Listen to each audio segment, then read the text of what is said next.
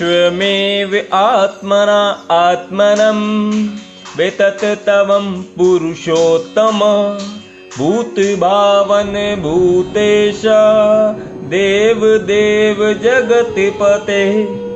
अर्थात हे परम पुरुष, हे सबके उद्गम, हे समस्त प्राणियों के स्वामी, हे देवों के देव, हे ब्रह्मांड के प्रभु, निसंदेह एकमात्र आप ही अपने को अपनी अंतरंगा शक्ति से जानने वाले हैं। तात्पर्य जानेंगे।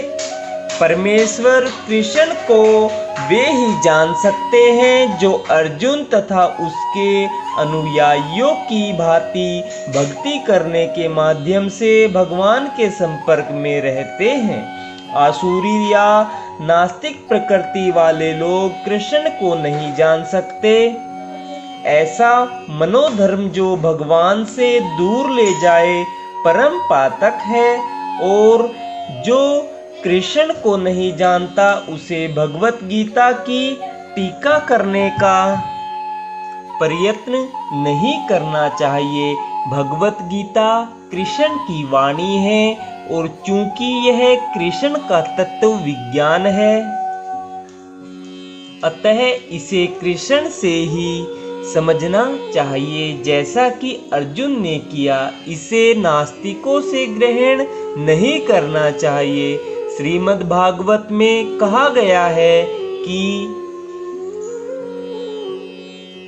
वदन्ति तत्त्वविदस्तत्त्वं यज्ज्ञानम् अद्वयम् ब्रह्मोति परमात्मा इति भगवान इति शब्दते।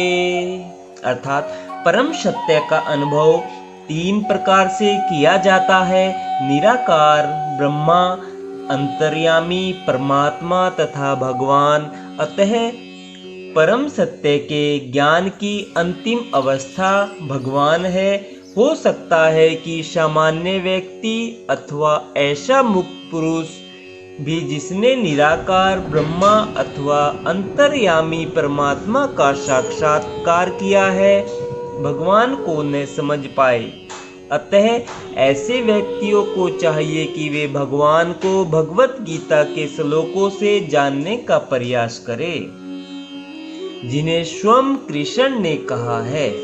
कभी कभी निर्विशेषवादी कृष्ण को भगवान के रूप में या उनकी प्रामाणिकता को स्वीकार करते हैं, किंतु अनेक मुक्त पुरुष कृष्ण को पुरुषोत्तम रूप में नहीं समझ पाते। इसलिए अर्जुन उन्हें पुरुषोत्तम कहकर संबोधित करता है।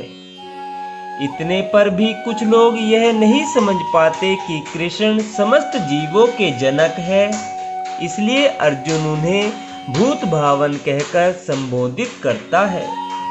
यदि कोई उन्हें भूत भावन के रूप में समझ लेता है तो भी वह उन्हें परम नियंता के रूप में नहीं जान पाता।